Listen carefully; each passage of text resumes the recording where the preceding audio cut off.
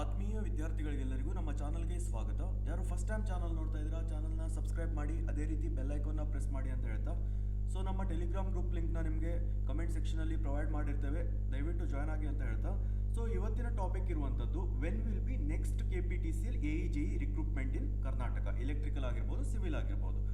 So ತುಂಬ ವಿದ್ಯಾರ್ಥಿಗಳು ತುಂಬ ದಿನದಿಂದ ಕೇಳ್ತಾ ಇರುವಂತಹ ಪ್ರಶ್ನೆ ಇದು. ಓಕೆ, ಸೊ ಯಾವಾಗ ಬರಬಹುದು ಎಂಬುದರ ಕುರಿತು ಮಾತನಾಡುವ ಮೊದಲು ನಿಮಗೆ ಒಂದು ಇಂಪಾರ್ಟೆಂಟ್ ವಿಷಯನ ತಿಳಿಸ್ಲಿಕ್ಕೆ ಇಷ್ಟಪಡ್ತಾ ಇದ್ದೇವೆ. ಓಕೆ, ಸೊ ಏನಂದ್ರೆ ನೋಡಿ, ಲಾಸ್ಟ್ ಟೈಮು ಒಂದು 2 ವರ್ಷದ ಹಿಂದೆ ಕಾಲ್ಫಾರ್ಮ್ ಆದಾಗ 35% ಅವರು ಎಲಿಜಿಬಿಲಿಟಿ ಕ್ರೈಟೀರಿಯಾಸ್ನ ಇಟ್ಟಿದ್ರು. ಅಂದರೆ 100 ಕ್ವಶನ್ಸ್ಗೆ ನೀವು ಮಿನಿಮಮ್ 35 ಮಾರ್ಕ್ಸ್ನ ತೆಗಿಬೇಕಾಗಿತ್ತು. ಓಕೆ, ಅದರಲ್ಲಿ ಮತ್ತು ನೆಗೆಟಿವ್ ಅಂಕಗಳು ಕೂಡ ಇತ್ತು. ಸೊ ಹಾಗಾಗಿ ತುಂಬ ವಿದ್ಯಾರ್ಥಿಗಳು ತುಂಬ ಕೆಟಗರಿಯಲ್ಲಿ 35 ಮಾರ್ಕ್ಸ್ನ ಕ್ರಾಸ್ ಮಾಡಲಿಕ್ಕೆ ಕಳೆದ ಬಾರಿ ಸಾಧ್ಯ ಆಗಿಲ್ಲ. ಕೆಲವೊಂದು ಸೀಟ್ಗಳು ಹಾಗೆ ಉಳಿದಿವೆ ಕಳೆದ ಬಾರಿ. ಓಕೆ, ಸೊ ಹಾಗಾಗಿ ನಿಮಗೆ ಹೇಳ್ತಾ ಇರೋದು, ಇವತ್ತಿಂದ ಪ್ರಿಪ್ರೇಷನ್ನ ಚೆನ್ನಾಗಿ ಮಾಡಿ, ಎಕ್ಸಾಮ್ ಯಾವತ್ತೇ ಬರಲಿ ನೀವು ಚೆನ್ನಾಗಿ ಅಟ್ಲೀಸ್ಟ್ 35% ಮಾರ್ಕ್ಸ್ನ ತೆಗೆದುಕೊಳ್ಬೇಕು. ಈ ಸಲ ಕ್ರೈಟೀರಿಯಾನ ಇಡ್ತಾರಾ ಇಲ್ವಾ ಗೊತ್ತಿಲ್ಲ, ಬಟ್ ಕಳೆದ ಬಾರಿ ಇಟ್ಟಿರೋದ್ರಿಂದ ಮತ್ತು ಸಿಲೆಬಸ್ ಏನಿದೆ ನೋಡಿ, ಪ್ರತಿ ಬಾರಿಯೂ ಕೂಡ ಅವರು VTU ಸಿಲೆಬಸ್ನ ಮೆನ್ಷನ್ ಮಾಡ್ತಾ ಇದ್ದಾರೆ. ಡಿಪ್ಲೊಮಾದವರಿಗೆ ಅಂದರೆ JE ಅವರಿಗೆ ಡಿಪ್ಲೊಮಾ ಸಿಲೆಬಸ್ನ ಮೆನ್ಷನ್ ಮಾಡ್ತಾ ಇದ್ದಾರೆ. ಈ 2 ಪಾಯಿಂಟ್ನ ನೆನ್ಪಿಟ್ಕೊಳ್ಳಿ. ಒಂದು 35% ಎಲಿಜಿಬಿಲಿಟಿ ಕ್ರೈಟೀರಿಯಾನ ಕಳೆದ ಬಾರಿ ಇಟ್ಟಿದ್ರು, ಬಟ್ ಅದಕ್ಕೂ ಮೊದಲು ಮಾಡಿದಾಗ ಇದನ್ನ ಇಟ್ಟಿರಲಿಲ್ಲ. ಓಕೆ, ಸೊ ಹಾಗಾಗಿ ಮಿನಿಮಮ್ 35 ಮಾರ್ಕ್ಸ್ನ ತೆಗೆದುಕೊಳ್ಳಲೇಬೇಕು, ಯಾವುದೇ ಇರಿಸ್ಪೆಕ್ಟಿವ್ ಆಫ್ ಯಾವುದೇ ಕೆಟಗರಿ ಆದರೂ ಕೂಡ. Okay, first point.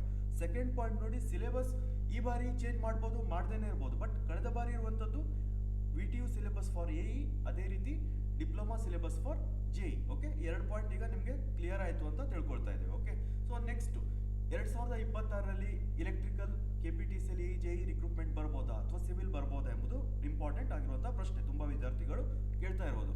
ಸೊ ನೋಡಿ, ಲಾಸ್ಟ್ 3 ಸಲ ಎಕ್ಸಾಮ್ ಏನು ಕಾಲ್ಫಾರ್ಮ್ ಆಗಿದೆ, ಪ್ರತಿ 3 ವರ್ಷಕ್ಕೊಮ್ಮೆ, 3ರಿಂದ 3.5 ವರ್ಷಕ್ಕೊಮ್ಮೆ ಕಾಲ್ಫಾರ್ಮ್ ಆಗಿರುವಂಥದ್ದು.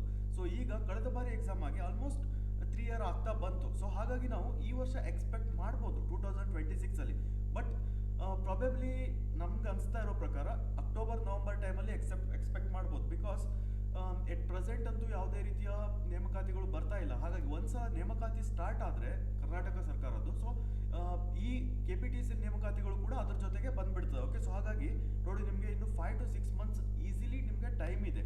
ಚೆನ್ನಾಗಿ ಪ್ರಿಪ್ರೇಷನ್ನ ನಡೆಸಿ. ಓಕೆ, ಸೊ ಯಾವುದೇ ಕಾರಣಕ್ಕೂ ಕೂಡ ಡೈಲಿ ನೀವು ಜಾಸ್ತಿ ಪ್ರಿಪ್ರೇಷನ್ನ ಮಾಡಬೇಕು ಅಂತಿಲ್ಲ. ಒಂದು 3 to 4 ಅವರ್ಸ್ನ ಪ್ರಿಪ್ರೇಷನ್ ಮಾಡಿದರೂ ಕೂಡ you can get easily 40 to 45 marks. ತುಂಬ ಕೆಟಗರಿ ಅವರಿಗೆ 40 to 45 marks is good score. Okay, so GM ಆದರೆ ನೀವು 50 to 55 ತೆಗೆದ್ರೂ ಕೂಡ ಅದು ಕೂಡ ಒಳ್ಳೆಯ score.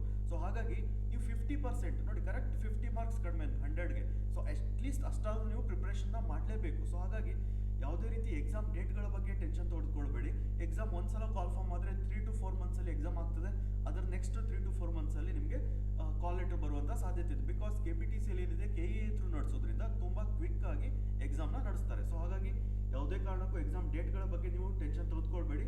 From last few years every 3 year ಅವರು ಕಾಲ್ಫಾರ್ಮ್ ಮಾಡ್ತಾ ಇರೋದ್ರಿಂದ, ಸೊ ಈ ವರ್ಷ 100% ಈ ವರ್ಷ ಎಂಡಲ್ಲಿ ಬರುವ ಸಾಧ್ಯತೆ ತುಂಬ ಇದೆ. ಮತ್ತು ತುಂಬ ರಿಕ್ರೂಟ್ಮೆಂಟ್ಗಳು ಬಂದಿಲ್ಲ. ಸೊ ಲಾಸ್ಟ್ 2 ಇಯರ್ಸಿಂದ ಯಾವುದೇ ರಿಕ್ರೂಟ್ಮೆಂಟ್ಗಳು ಬಂದಿಲ್ಲ. ಹಾಗಾಗಿ ಈ ವರ್ಷ ರಿಕ್ರೂಟ್ಮೆಂಟ್ಗಳು KPTCL ಅಲ್ಲದೆ ಬೇರೆ ಡಿಪಾರ್ಟ್ಮೆಂಟ್ಗಳಲ್ಲೂ ಕೂಡ ಬರುವ ಸಾಧ್ಯತೆ ಇದೆ. ಅದೇ ರೀತಿ SSC JEನೂ ಕೂಡ ಎಲೆಕ್ಟ್ರಿಕಲ್ ಅವರಿಗಿದೆ.